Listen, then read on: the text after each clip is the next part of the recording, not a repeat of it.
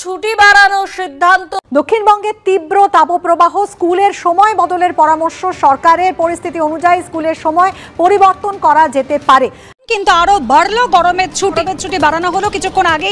এই সিদ্ধান্তের কথা জানিয়েছেন মুখ্যমন্ত্রী মমতা বন্দ্যোপাধ্যায়। জুন পর্যন্ত বাড়ানো হলো গরমের ছুটি, আরো 11 দিন বাড়লো স্কুলের গরমের ছুটি। দক্ষিণবঙ্গে তীব্র তাপপ্রবাহ, স্কুলের সময় বদলের পরামর্শ সরকারের। পরিস্থিতি অনুযায়ী স্কুলের সময় পরিবর্তন করা যেতে। কমছে না গরম, দক্ষিণবঙ্গের একাধিক জেলায় তীব্র তাপপ্রবাহ। বৃষ্টির পূর্বাভাস থাকলেও এখনও স্বস্তি মেলেনি। তবে গরমের ছুটি কাটিয়ে খুলে গিয়েছে রাজ্যের সমস্ত স্কুল। গত 10 তারিখ থেকে স্কুলে যাওয়া শুরু করেছে পড়ুয়ারা, কিন্তু গরমের জেরে বেহাল দশা। পশ্চিমের জেলাগুলি থেকে পড়ুয়াদের অসুস্থ হওয়ার খবর সামনে আসছে। রাজ্যের স্কুল খুললেও পরিস্থিতি স্বাভাবিক হয়নি। স্বাভাবিক ছন্দে ফেরার পথে বাঁধা হয়ে দাঁড়িয়েছে তীব্র গরম তাপপ্রবাহ। তাই এই আবহে পড়ুয়াদের কথা মাথায় রেখে অভিনব উদ্যোগ নিয়েছে রাজ্যের স্কুল শিক্ষা দপ্তর।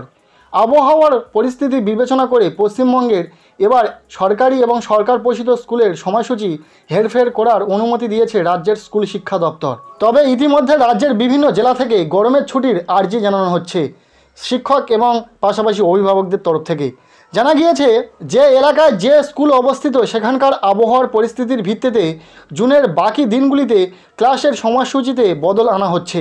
ইতিমধ্যেই এই নিয়ে রাজ্যের মধ্যশিক্ষা পর্ষদ এবং প্রাথমিক শিক্ষা পর্ষদকে অ্যাডভাইজারি পাঠিয়েছে স্কুল শিক্ষা দপ্তর। অর্থাৎ স্কুল ফের ছুটি না দিলেও যাতে পড়ুয়াদের সমস্যা কিছুটা কমানো যায় সে কথা মাথায় রেখে এই সিদ্ধান্ত নিয়েছে রাজ্য। তবে কেবল বাংলায় নয়, গরমের জেরে অন্যান্য একাধিক রাজ্যের বেহাল দশা। এ রাজ্যে শিক্ষা দপ্তরের তরফ থেকে গরমের ছুটি না বাড়ানো হলেও উত্তরপ্রদেশের শিক্ষা দপ্তরের তরফে ফের সিদ্ধান্ত বদল করা হয়েছে।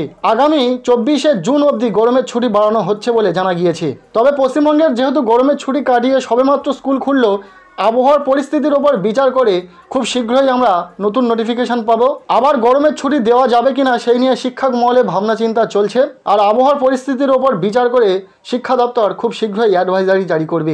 সেক্ষেত্রে যেখানে যেখানে প্রয়োজন, স্থানীয় প্রয়োজন অনুযায়ী এই পদক্ষেপ স্কুল কর্তৃপক্ষকে যাতে করে সে ব্যাপারে যেন পদক্ষেপ করে প্রাথমিক শিক্ষা পর্ষদ বা মধ্য শিক্ষা পর্ষদ।